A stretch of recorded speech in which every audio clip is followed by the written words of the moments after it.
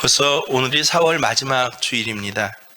이 4월 하면 흔히 개똥 철학이라고 하죠.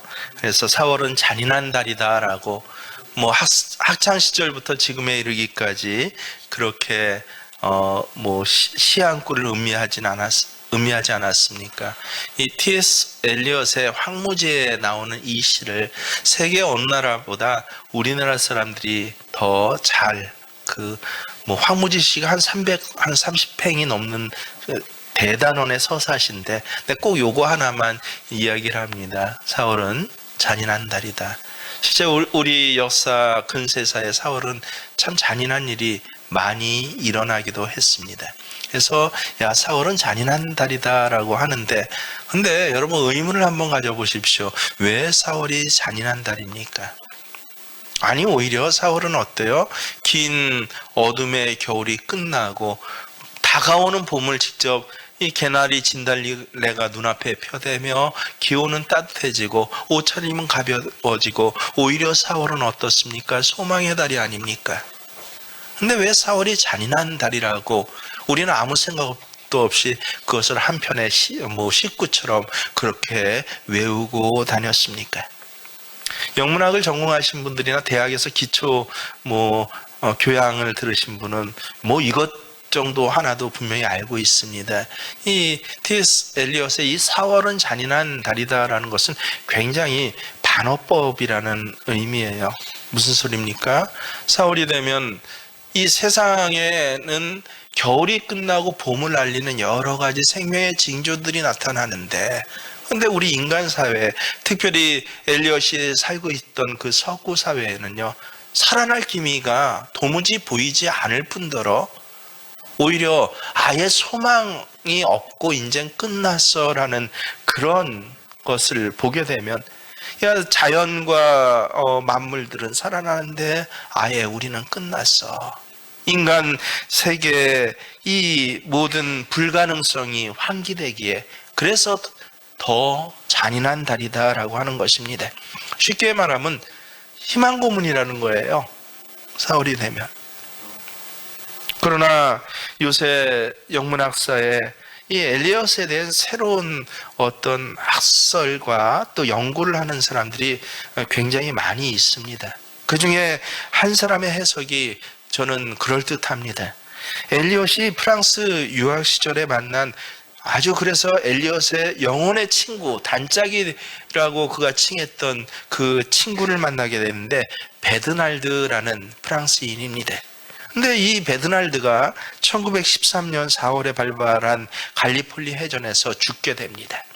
그 소식을 엘리엇이 전해 듣고요, 얼마나 충격을 받았는지 그의 삶이 다 피폐해지게 됩니다. 그 이후로는요, 굉장히 정상에 올라가고 행복한 결혼 생활을 그때까지 누렸는데, 이 영혼의 단짝과 같은 친구의 죽음으로 말미암아 이후에 삶의 자리 생활을 못해요. 결혼 생활도 그래서 파기가 되고 말고 거의 정신병원 요양원까지 그렇게 가는 그런 지경을 한 10년 넘어 엘리엇이 보내게 됩니다. 마침 다행히 그 가운데 또 이 하나님을 만나고 성령의 감동을 받아서 요양원에서 그래서 쓴 시가 바로 황무지라는 대서사시인데, 그가 4월은 잔인한 달이다라고 한 건 자기 역사예요. 가장 귀한 친구가 죽은 달, 그 4월만 돌아오게 되면 엘리엇은 지금 회복의 기간에 있음에도 불구하고 4월은 그에게 가장 잔인한 달이었다라고 하는 것입니다. 우리나라에도 이 4월만 돌아오면 아파하는 사람이 얼마나 많은지 모릅니다. 그럼 대표적으로 누가 있습니까? 지금도 계속 구호가 붙고 늘 4월만 되면 국회 앞에서 시위하고 하는 그런 부모들이 있지 않습니까? 되게 참사들, 이상하게 한국에선 큰 참사가 근대사에선 4월에 많이 일어납니다. 4월만 돌아오면 어때요? 가슴이 메어지고, 그리고 삶의 자리에서 의욕이 없어지고, 참으로 한 사람의 가장 친한 그러한 영혼의 단짝과 같은 친구의 죽음을 목도하면서 이후에 모든 자신의 삶이 피폐해지고 전혀 그 운명이 바뀌어지는 것 같이 그렇게 해서 사울은 잔인한 달이라고 합니다. 특별히 우리나라는 이 사자, 숫자, 이 사자를 싫어하지 않습니까? 심지어 숫자 4도 싫어해요. 왜요? 죽을 사하고 음가가 같기 때문에 그렇습니다. 죽음에 대해서는 뭐조차 싫은 거예요? 소리만 들어도 싫어서 사실 숫자 4하고 죽을 사하고는 아무 관계가 없는데 소리도 싫다라고 하는 것입니다. 실제로 죽을 사자 한자어가 참 파자를 해보십시오. 기가 막힙니다. 한일자 밑에 뭐가 있어요? 저녁 석자와 그리고 이 칼 빗자가 있지 않습니까? 그게 바로 합쳐져서 죽을 사자가 됐어요. 죽음은 해석을 해보십시오. 어느 날 갑자기 저녁에 칼과 같이 비수와 같이 다가와서 나를 찌르는 것이다 라고. 그래서 이 죽음에 대해서 너무도 두려워했던 그것들이 우리의 모습 아닙니까? 낮에 오면 혹 막을 수도 있습니다. 어느 정도 예지가 되고 예고가 되면 대비할 수도 있습니다. 근데 죽음이란 게 꼭 저녁에 와요. 그래서 누구도 막을 수 없고 죽음이란 소리 자체만 들어도 두려워해야 하는 것입니다. 전도서 8장 8절의 말씀하고 똑같아요. 죽을 날을 주장할 자가 없나니 지진처럼 흔들림이라. 죽음은요, 지진이 무엇입니까? 뭐 밖에 건물이 무너지고 뭐가 아니에요. 우리 삶의 근간 땅덩어리가 나 밟고 있는 터전 자체가 흔들려 버리는 것, 그게 죽음이라고 합니다. 그래서 모두 다 두려워하고 절망합니다. 오늘 엠마오 길을 걷고 있는 제자들의 모습이 딱 사월은 참 잔인할 날입니다 라고 하는 그들의 삶의 근간이 흔들려 버리고 이제 아무 소망이 없는 그런 모습의 사람들이었습니다. 우리가 잘 알아요. 지정학적으로 이 팔레스틴 땅에서 제일 높은 고지대가 예루살렘입니다. 나머지는 다 내려가요. 그래서 엠마오 길도 어때요? 25리 정도 떨어진, 심리가 4km니까 20리 8km, 25리 하면 10km 정도 떨어진 조그마한 마을이 엠마오입니다. 원어 성경에 정확히 보면요, 엠마오로 내려가고 있었다라고 쓰여져 있습니다.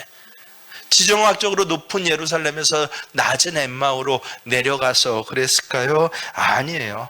그들의 삶이 내리막길이었다는 것을 그렇게 표현해 주고 있는 것입니다. 저 높은 곳 예루살렘에서 저 내리막길로 그들의 신앙과 그들의 믿음이 내려가고 있었다라고 하는 것입니다.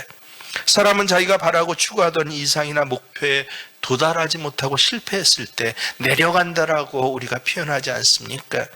살다 보면 맑은 날도 있고 흐린 날도 있습니다. 그런 내리막길이 아니에요. 그 정도로면 또 조금만 지나면 또 맑은 날도 기대해 볼 수 있겠지, 좋아질 날을 그렇게 기대해 볼 수도 있을 것입니다. 하지만 엠마오의 내리막길은 어떤 것입니까? 그 정도의 내리막이 아니라 이젠 끝장났어 하는 내리막길인 것입니다. 모든 소망이 끊어졌습니다. 그래서 엠마오 길은 성서에조차 뭐라고 해요? 석양길이다라고 그렇게 표현해 놓았습니다. 때가 이미 저물어가고 날이 이미 기울었나이다. 29절 하반절에 보면요, 한 문장 안에 이미라는 완료, 끝을 의미하는 부사가 2번이나 거듭해서 쓰여지고 있습니다. 무슨 이야기입니까? 시간적으로 낮이 지나고 밤이 찾아왔다는 것이 아니에요. 이미 끝났다, 저물었다, 이미 마지막이야 라고, 이제는 어떤 희망도 없다라고 하는 것입니다. 그래서 오늘 성경을 보면요, 희망 없음, 이 엠마오 길이에요. 내내 계속되고 있습니다. 25리나 되는 길, 결코 짧지 않는 길입니다. 그 짧지 않는 길을 가면서 두 제자가 계속 대화를 나누는데 가만히 살펴보십시오. 그 모든 대화가 과거형으로 되어 있습니다. 19절을 보세요.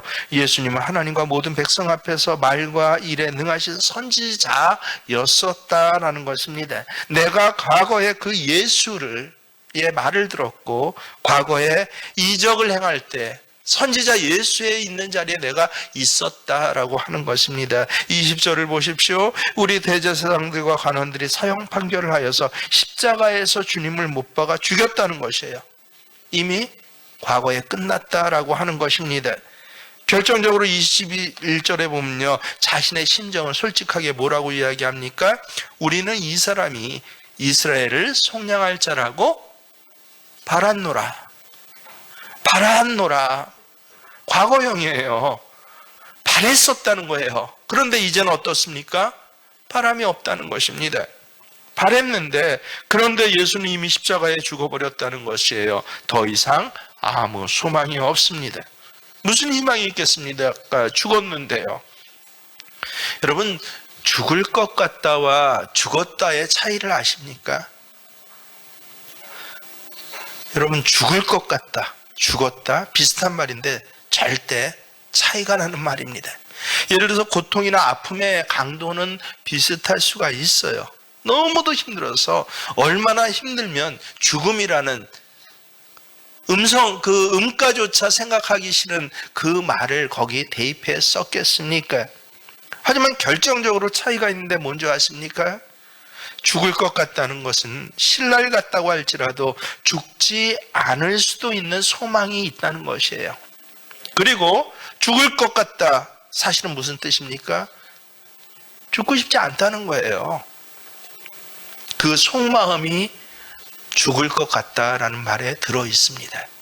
하지만 죽었다라는 말은요, 아무 소망도 바람도 없어요. 그냥 끝났다라는 거예요. 아직 소망이 있으면 죽을 것 같아도 살아갈 수가 있어요. 하지만 소망이 없다면 그것처럼 견디기 힘든 것이 없습니다. 특별히 더 비참한 것이 뭔지 인생살이 많이 굴곡 있으신 분들은 분명히 경험하셨을 것입니다.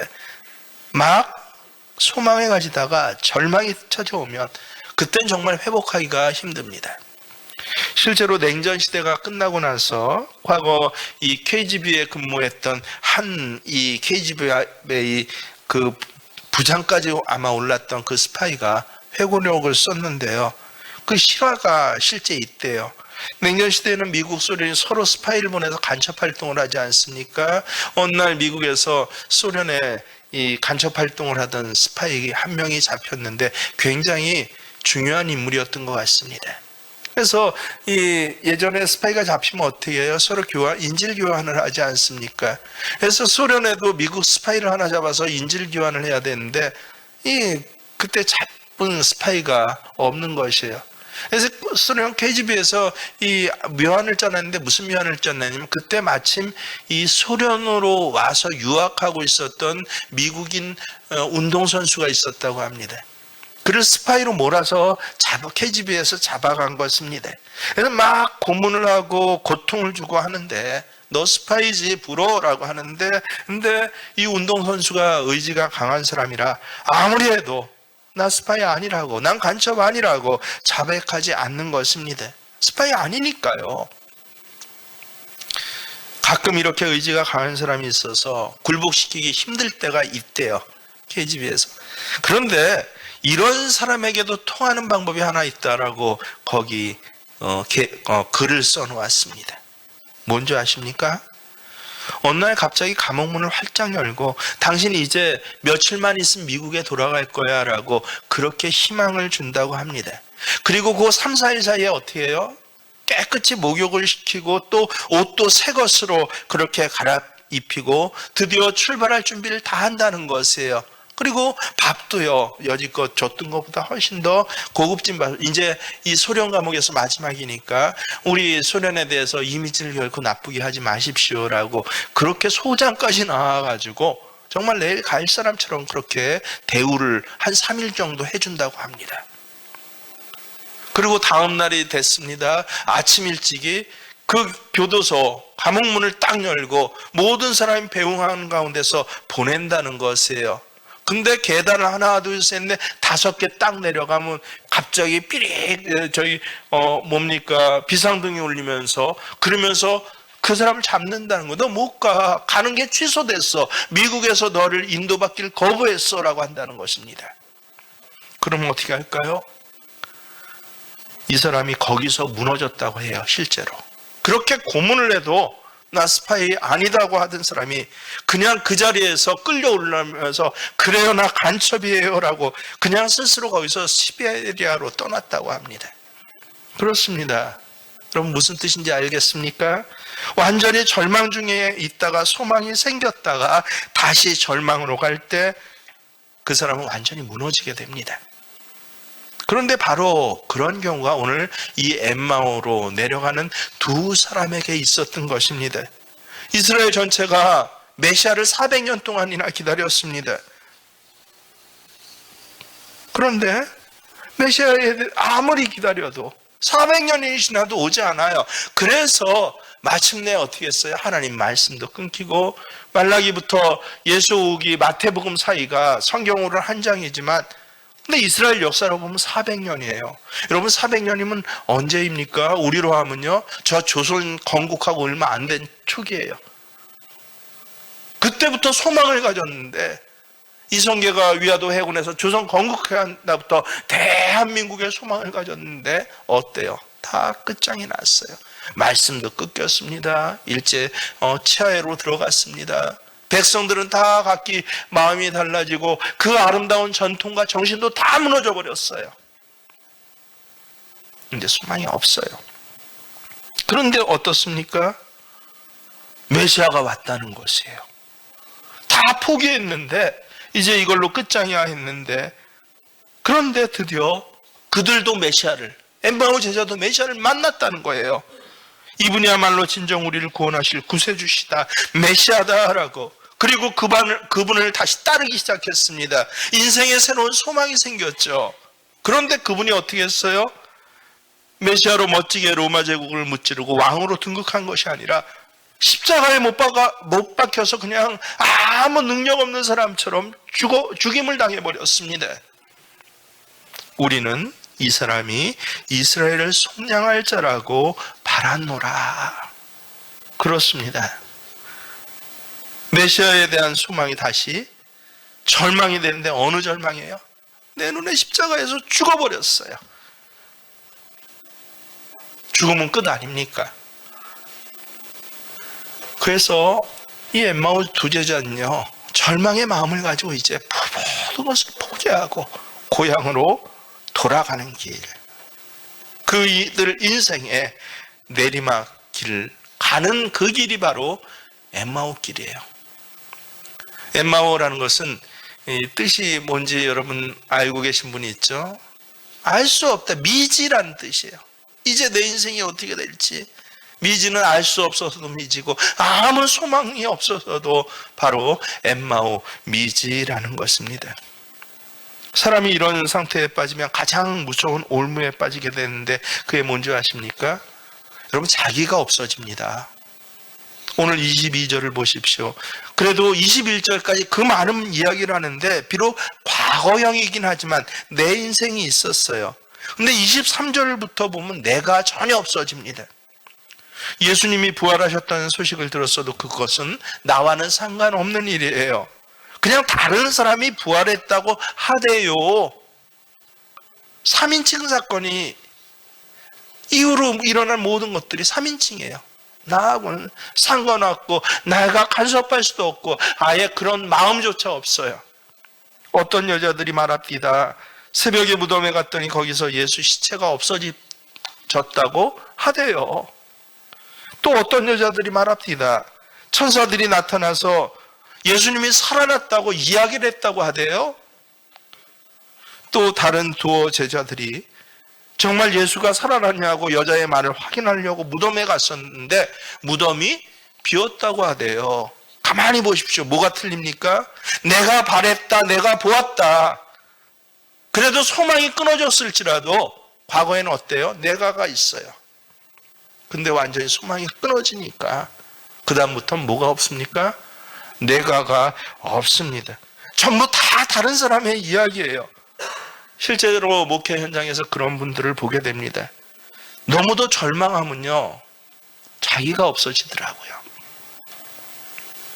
뭐 절망한다고 해서 고통과 고난이 있습니까? 영적으로 절망하고 영적으로 거의 끝장난 분들을 보면요, 자기가 정말 없더라고요. 밥을 먹는데도 자기가 지금 밥을 먹는지 마는지를 모릅니다. 잠을 자는데도 자기가 잠을 자는 게 아니에요. 어려운 일이 있어서 옆에서 위로를 해줍니다. 인생살이가 그럴 때가 있다고 여러분 위로가 되나요? 듣기는 듣는데 자기가 듣는 게 아니에요. 힘을 내라고 하는데 대답은 알았다고 하는데 자기가 대답하는 게 아닙니다. 이런 절망에 한 번쯤은 처해본 분들이 계시지 않습니까? 그냥 하루는 힘들었다가 또 좋은 날로 오겠지 하는 절망이 아니라 나 자신이 완전히 없어지는 그 절망의 상황이요. 그래서 절망은 오히려 죽음보다 더 무서운 병이라고 말한 것 같습니다. 예수님은 분명히 부활하셨는데요. 그리고 남들은 사망 권세를 이기시고 승리하신 주님을 내가 보았다라고 증거하는데 그 이야기를 들으면서도 어때요? 나는 그만 십자가 위에서 예수가 죽었다라는 것으로 끝나버려요. 그저 십자가에서 아무 저항 한번 해보지 못하고 죽어버린 예수님만 추억하고 회상하고 그냥 그것 담화하듯이 이야기하는 것으로 끝나버립니다. 도대체 어떻게 해야 이 죽음보다 무서운 절망에서 벗어날 수 있겠습니까? 영적으로 이러한 절망에서 끝나버린 사람들을 보면요, 정말 너무도 비참합니다. 아니, 교회는 나와요. 예배는 드려요. 근데 뭐예요? 마음의 영은요, 죽어버렸어요. 특별히 충격을 받고 뭐가 어때하고 뭘 거기에 대해서 불평불만 원망이라도 하는 단계까지라도 괜찮아요. 그것조차 없어져 버렸어요. 여러분, 남편에 대해서 그런 절망을 가져본 적이 있습니까? 그래도 이 남편에 대해서 화가 나고 이럴 수가 있어 하고 속이 상하고, 근데 그것이 지나면 어떻게 돼요? 그것조차 없어요. 부모와 자녀에 대해서 혹시 그런 단계까지, 절망에까지 빠져본 분이 계십니까? 먹고 살아요. 같이 밥 지어놓고 저녁 식탁을 하는데 그게 식구가 밥을 먹는지 내가 밥을 먹는지 또 몰라요. 도대체 어떻게 해야 죽음보다 더 무서운 이 절망에서 벗어날 수 있습니까? 굉장히 어려울 것 같고 도저히 길이 없을 것 같은데, 놀랍게도 오늘 성경은요, 길이 있다라고 말씀하십니다. 그리고 그 길이 간단합니다. 눈 감겨져서 못 봐서 절망이라는 것이에요. 그 눈이 떠지면 된다라고. 그래서 예수를 볼 수 있으면 된다라고 하십니다. 31절을 보세요. 저희 눈이 밝아져 그인 줄 알아보더니. 그렇습니다. 예수님 볼 수 있게 되면서 이들의 운명이 바뀌어지기 시작합니다. 실제로 보는 것, 누가복음 24장에는요, 여러분, 우리 뒷부분, 예를 들어 30절 이후 그 몇 구절만 봐도요, 연다라는 말이 3번이나 등장합니다. 가만히 찾아보세요. 정말입니까? 3번이나 연다라는 단어가 있습니까? 아무리 찾아봐도 없습니까? 잘 못 찾는 것이 당연합니다. 여러분, 45절에 한번 연다라는 단어는 나오죠. 마음을 열어. 마음을 열어. 35절에 한 번 나오는데, 근데 원어 성경을 보면 3번이 나와요. 기가 막혀요. 31절에 눈이 밝아져, 헬라어로 디아노이고를 번역해서 눈이 밝아져라고 우리말로 번역을 했어요. 32절에 성경을 풀어, 이것도 어떤 단어를 번역한 줄 아세요? 디아노이고를 번역한 단어입니다. 그리고 35절에 디아노이고를 직역해서 뭐라고 번역했어요? 마음을 열어라고 우리말로 번역을 했어요. 헬라어 디아노이고를 우리말로는 3가지 말로 다른 단어로 번역을 한 거예요. 밝아지다, 풀다, 열다로 그렇게 번역을 한 것입니다. 여기서 무엇을 알 수 있습니까? 2가지를 알 수 있어요. 여는 것은요, 무엇과 같아요? 밝아지는 것이에요. 어둠에서 밝아지는 것. 이게 여는 것입니다. 그리고 묶임에서 뭐 어떻게 되는 거예요? 풀렸다. 풀려지는 것. 그리고 다친 것에서 꽉 막혔는데 닫힌 것이 열려졌다. 이게 디아노이고입니다. 그리고 열려지는 것은 어떻게 열려질 수 있습니까? 이들이 언제 열려졌습니까? 하나님의 말씀을 통해서만 열려지는 것입니다. 그렇습니다. 하나님 말씀 알아야 해요. 말씀을 알아야 하고, 말씀이 알고 깨달아질 때, 그때 닫힌 인생, 묶인 인생, 암흑의 껌껌한 인생이, 절망의 인생이 어떻게 돼요? 열려지더라라고 하는 성경의 증언입니다. 오늘 엠마오로 가는 제자들의 마음은 부활하신 예수님과 하루 종일 걸으면서도 어떻게 했어요? 닫혀져 있었어요. 세상에 예수님과 하루 종일 걷는데도 마음이 닫혀져 있으니까 옆에 있는 분이 예수님인지 아닌지 몰랐대요. 어떻게 이럴 수가 있습니까? 엠마오의 제자라고 해요. 12제자는 아닐지라도 제자라면 줄곧 예수님과 많은 시간들을 함께한 사람은 아닙니까? 무리나 군중이 아니에요. 한 번 스쳐가고 어쩌다 만나서 병 한 번 고친 사람이 아니라 제자래요. 근데 예수님과 하루 종일 같이 걸으면서도 어때요? 예수님 몰랐다는 거예요. 여러분 중에 그런 사람 없습니까? 하나님의 말씀을 지금 예배 시간에 들으면서도 하나님 말씀인지 몰라요. 듣긴 들어도 내가 듣는 게 아니에요.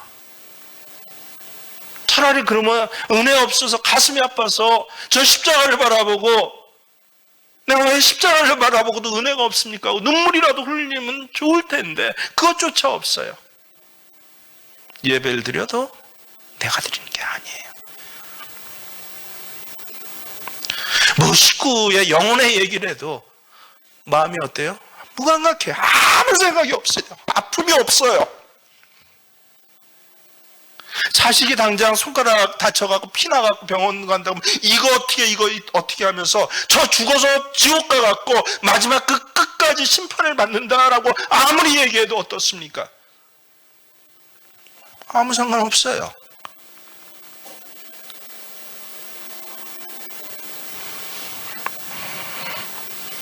다치고 묶여지고 컴컴해서 밥을 먹어도 먹는 게 아니에요. 웃어도 웃는 게 아닌데도 세상 거에는 어때요? 이 음식 맛있다고, 이 옷 좋다고, 야 핸드폰 하나를 사고도 이 핸드폰 좋네.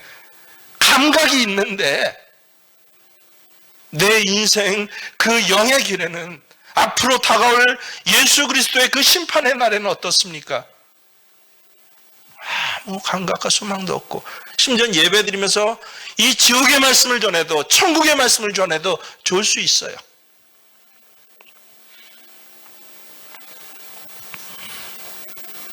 어떻게 열려집니까? 도대체 어떻게 열려집니까? 저 수도원 가서 주여 하면서, 그러면서 나무 뿌리라도 붙잡고 기도해야 열려집니까? 흔히 그런다고 착각을 합니다. 또 어떤 이는 삶의 자리가 평안하니까 환난 고통이 오면 열려진대요. 그 소리가 얼마나 무서운 소리예요. 얘야 잘해야 돼 하고 말을 하면 안 되니까 뭐예요? 나중에 때리고 상처나고 다 빼앗기고 그럴 때야 정신 일탈이지. 아니요, 그래도 정신 못 차려요. 왜요? 뭐가 죽었어요? 영이 죽었어.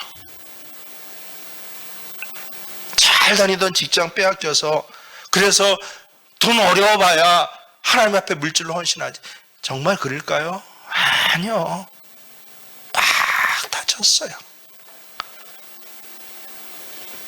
무슨 일이 생겨도 어때요? 예수님 뭐라고 하십니까? 마지막 시대 증상이 뭐예요? 아주 확연한 증상이, 피리를 불어도 춤추지 않아요. 곡을 해도 울질 않아요. 어떻게 열려집니까? 하나님 말씀, 이 말씀이 풀어지고 깨달아질 때만 열려지는구나. 하나님의 말씀이 깨달아지면요, 마음이 열려집니다. 눈이 열려져서 새로운 게 보입니다. 진리에 대해서, 그 진리가 정말 내 인생의 꿀송이보다 답니다라고 고백을 하게 됩니다. 실제로 이런 놀라운 열려짐의 고백을 하고 나서야 제자들이 뭐라고 합니까? 체험을 하고 나서야 32절을 가만히 보세요. 함께 시작. 그들이 서로 말하되 길에서 우리에게 말씀하시고 우리에게 성경을 풀어주실 때 우리 속에서 마음이 뜨겁지 아니하더냐 하고. 그렇습니다. 말씀을 알고 성경을 풀어주실 때 말씀을 알고서야 뜨거워지는 마음을 가지는 것, 그게 정상이고 그게 성경적입니다. 안수 한 번 받았다고 뜨거워지는 것 아닙니다. 내 감정, 내 열정은 어느 날 감동 먹었어요. 세상 사람 말로 그래 열심히 하겠어라고 하는 걸로 뜨거워지는 것이 아닙니다. 여러분 어떻게 뜨거운 신앙이 회복됩니까? 그저 이제부터 다시 뜨거워지겠습니다라고 결단해서 회복됩니까? 여러분 팀 예배 교제 나누면서 늘 결단하잖아요. 이제부터 이렇게 하겠습니다. 이렇게 하겠습니다. 주여 믿습니다라고 쌍시옷을 강하게 발음하면 뜨거워집니까? 아니에요. 오늘 우리 인생의 내리막길을 대표하는 이 엠마오 제자들, 예수님이 말씀을 풀어주고 나서야 뜨거운 마음으로 회복될 수 있었습니다. 그 믿음이 회복되는 것이에요. 이 1517년 우리 잘 알죠? 절대 잊지 말아야 할 해입니다. 이른바 비텐베르그 성당의 95개 조문을 마틴 루터가 그 선전포고문을 붙임으로 인해서 종교 개혁이 시작됩니다. 근데 이 마틴 루터의 종교 개혁에서 가장 중요한 일이 뭔지 여러분 아십니까? 이거는 이 문화사를 좀 세계 문화사를 좀 한 사람만이 알 수 있는 답인데요. 이 성당 벽에 파피루스 95개조 항을 붙은 거가 아니에요. 뭐 제우 프레드릭이나 이런 제우편에서 쌓아갖고 몰라 어떻게 아니에요. 가장 루터가 했던 종교계에 있어서 가장 중요한 일이 뭔지 아십니까? 성경을요 독일어로 번역을 한 겁니다. 그 이전에 성경은 다 뭐예요? 독일어가 아니에요. 그리스어로 돼 있었어요.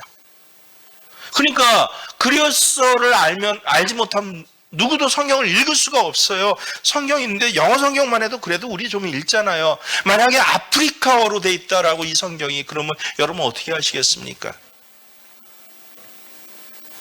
그 당시에 그리스어를 아는 사람은 1%가 안 됐어요. 0.7%예요. 친구들도 모르는 사람이 30-40% 이상입니다. 세상에. 하나님의 말씀을 전하는 신부들도 그리스어 성경을 몰라요. 기가 막히죠. 그러니 일반 시민들이 어떻게 성경을 합니까? 그러니까 뭐예요? 청주교는 다?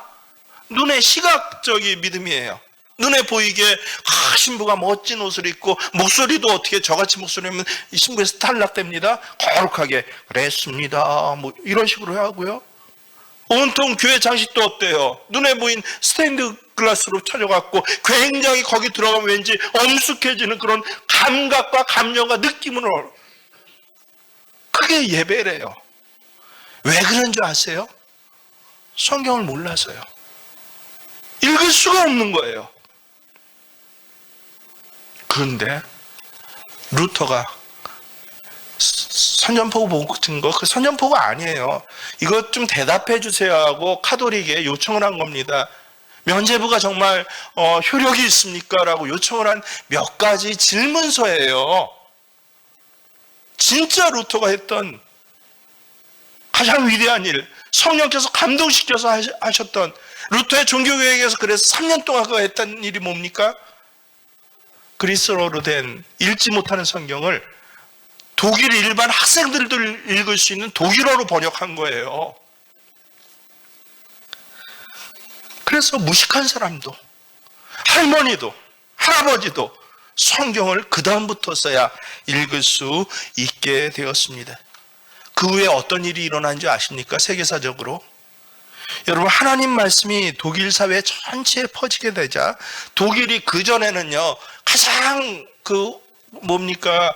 유럽에서도 가장 쇠퇴한 곳이에요. 이탈리아나 이런 데는 번성하고 힘이 있었는데 독일이 힘이 없어요. 가장 이른바 천한 사람들과 무식한 사람들이 살던 곳이 독일이었어요. 그런데 놀랍게도 성경이 독일어로 번역되고 독일 사람들이 하나님 말씀인 성경을 읽게 되자 그 후로 독일이 유럽 문화의 중심지로 변하게 됩니다. 문화, 정치, 경제, 법률, 정신적인 흐름의 가장 중심지를 차지하고 세워진 나라가 독일이 됩니다. 그 후에 독일어가 세계적인 학술어가 돼요. 요즘도 의학이다, 신학, 법학, 철학 등 이 고등학문을 접하려면요 독일어를 몰라서는 안 됩니다. 종교개혁 이후 300년 동안 유럽에서 배출된 세계사로 움직였던 사람들 중에 절반이 독일 사람이에요. 여러분, 하다못해 원자폭탄이니 이런 것 어느 나라에서 개발했어요? 미국에서요? 아니요, 독일에서 개발했습니다. 말씀이 열려지고 말씀 앞에 진지해지다 보니까 이런 역사가 한 민족을 통해서 일어나는 것입니다. 그러다가 20세기에 들어오면서 독일이 아주 우습게 됩니다. 과거의 영광은 다 사라지고 세계를 비탄에 빠뜨리는 전범이나 양손되는, 그리고 주변 나라에 큰 피해와 상처를 주는 강기의 나라가 되어버립니다. 왜 이런 일이 독일에서 일어난지 아십니까?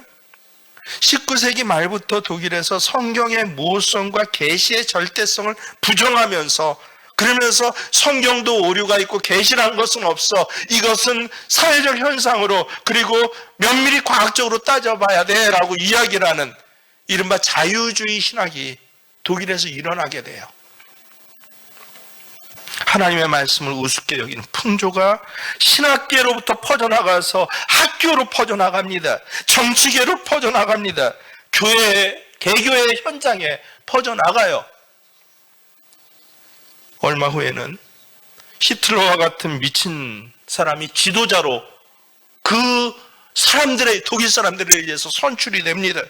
세계 전쟁을 일으키고 전 세계가 고통을 당하는 나라로, 아우슈비츠에서 600만 명이나 되는 유태인들을 갖다 생으로 가스로 죽였는데도 불구하고 그 당시 14,000개가 넘던 독일 교회 어느 한 교회에서도 저희는 잘못된 일이라고 이야기지는 않고 모두 다 히틀러에게 충성하고 박수를 보내는 교회가 그랬어요. 왜 그렇습니까? 하나님의 말씀이 우습게 여겨지고. 오늘날 한국교회가 어떻습니까? 여러분, 한국이 어떻게 이렇게 복을 받았습니까? 세계에서 가장 치안이 확실한 나라, 세계에 누구라도 오면은 살고 싶은 나라, 지정학적으로 반도에서 늘 이리 쳐이고 저리 치인다고 그렇게 우리는 불행해라고 했는데 사실은 어땠습니까?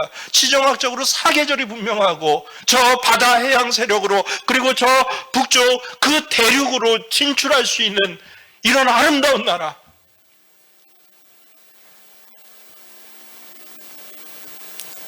그 복과 가능성을 열어준 게 무엇입니까? 하나님 신앙이에요, 여러분. 그래서 70년대, 80년대 얼마나 뜨거웠습니까? 어느 교회 가도 말씀 연구회가 있어요. 근데 요새 말씀 연구회 하면 무슨 다 이단 취급되잖아요. 반대로 뭐예요? 그만큼 말씀이 우스워졌어요. 세상의 학문은 굉장히 고등한 것 같은데 하나님의 말씀은 우스워져요. 강단에서 아무리 말씀 성경 읽으십시오 라고 해도 우습게 들려요. 사사기가 왜 시작됐어요? 어미아비 세대는 하나님을 알아요. 광야를 함께 40년 동안 그 기적과 이적을 통해서 건넜어요. 뜨거운 신앙이 있는데 정확히 3장에 뭐라고 시작합니까? 그 자녀들은 하나님에 대해 모르더라. 그러니까 민족이 어두워지고 비탄에 빠지기 시작하는데, 여러분 우리나라가 바로 그 지점에 있는 거 아십니까? 하나님의 말씀을, 이 말씀만이 뭐예요? 열어주세요. 그렇구나. 말씀을 풀어주시니, 말씀을 듣고 말씀이 이해가 되니, 놀랍게도 눈만 열려진 게 아니라 뭐라 그래요? 풀려지더라, 밝아지더라, 그리고 변화되더라. 그들이 어떻게 변화됩니까? 예수의 고난에 대해서 알게 돼요. 26절 보세요. 그리스도가 이런 고난을 받고 그 다음에 자기의 영광에 들어가야 할 것이, 그전에는 예수의 십자가가 뭐였어요? 죽어버렸더라, 죽음이더라, 이제 끝장났어 였는데, 놀랍게도 하나님의 말씀이 풀려지니까 어떻게 해요? 아니야, 그리스도가 고난을 통해서만 이제 하나님의 영광에 들어가는구나. 이게 과거 모세 때부터 주셨던 하나님의 말씀에 기록되어 있었던 거구나, 알게 돼요. 그래서 우리가 당한 고난은 그냥 고난으로 끝나지 않아요. 믿음을 가지고 당한 고난은, 신앙을 붙잡고 당한 고난은 하나님 앞에 영광의 길로 가는 다음 단계가 있더라라고 하는 것입니다. 그걸 알게 되니까 이들이 어떻게 변합니까? 32절 보세요. 다시 한번 읽습니다. 그들이 서로 말하되 길에서 우리에게 말씀하시고 우리에게 성경을 풀어주실 때 우리 속에 마음이 뜨거워지지 아니하더냐. 왜 뜨거워져요? 예수가 실패자 아니라는 거예요. 여러분, 내 인생 여기서 끝 아니라는 것입니다. 지금 내리막길이 이 영원히 이렇게 계속되지 않는다는 것입니다. 하나님의 계획하심이 오히려 이루어지고 있는 것이구나. 여러분, 갑자기 의사로부터 대단한 판정을 받았습니까? 가슴이 떨리고 두려워집니까? 아니요, 나는 그것으로 끝나지 않습니다. 하나님의 권세에 따라 예수께서 사망 권세를 이기고 죽음을 이기시고 부활하신 것처럼 나도 어떻습니까? 나도 부활합니다.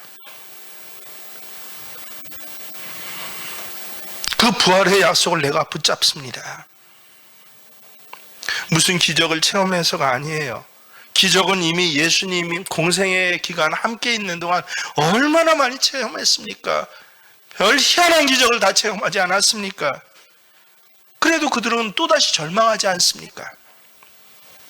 더욱이 부활하신 예수님께서 오늘 하루 종일 이 제자들과 함께 걸었어도 그들이 말씀으로 뜨거워지기 전에는 한순간 원망뿐이었어요. 죽었더라, 죽었더라, 죽었더라. 예수님이 옆에 계신 것이 위로가 되지 않습니다. 여러분, 예배의 이 시간이 위로가 됩니까? 하나님 앞에 예배드리면서 위로가 되지 않아요. 하나님 앞에 찬양하면서도 가슴이 뜨거워지지 않아요. 그러나 말씀을 깨닫고 나서는 마음의 뜨거움과 감격이 회복됩니다. 그래서 어떻게 돼요? 33절을 보세요. 그들은 내리막길에서 어디로 간다고 그래요? 예루살렘 오르막길로. 패배자의 희양민의 낙향민의 자리에서 누구요? 제자 공동체로, 증인의 공동체로 그들은 그 인생의 길을 유턴해서 되돌려 버립니다. 그리고 이렇게 외치기 시작합니다. 뭐예요? 주께서 과연 살아나셨습니다. 35절에 보세요. 두 사람도 그렇게 말하더라. 말씀을 깨닫고 뜨거워진 사람만이 이 세상을 다시 밝은 눈으로 볼 수 있습니다. 얼굴이 바뀌고 입술이 바뀝니다. 가는 행로가 바뀌어집니다. 사랑하는 생명의 교우 여러분, 왜 절망하십니까? 왜 끝이라고 생각하십니까? 건강 때문에 그랬어요? 이제 교회는 한국사에서 끝난 시대라고요? 아니요. 절망의 원인은 정치, 경제, 환경, 사람에 있지 않습니다. 다만 나 자신이 하나님 말씀과 만나는, 그래서 말씀이 깨달아지고 내 인생의 의미, 도대체 내가 오늘 왜 여기에 있는지가 납득이 되고 깨달아질 때, 오늘 내가 당하는 죽을 것 같은 이 고통이 사실은 하나님께서 나를 다시 살리기 위한 그 위대한 계획을 실행하신 중이다라고 하는 것을 알게 될 때, 이 낙심은 극복이 될 뿐만 아니라 소망이 되고 희망이 됩니다. 오늘 선포하는 하나님의 말씀이 여러분에게 동일하게 역사하시기를 축원합니다. 마음이 뜨거워지고 그 가는 길이 바뀌어지고 하는 말이 바뀌어지고 눈이 열려지는 놀라운 역사가 아멘으로 화답하는 여러분의 인생을 가운데 다시 오늘 유턴으로 시작하시는 저와 여러분 되시길 주의 이름으로 축원합니다.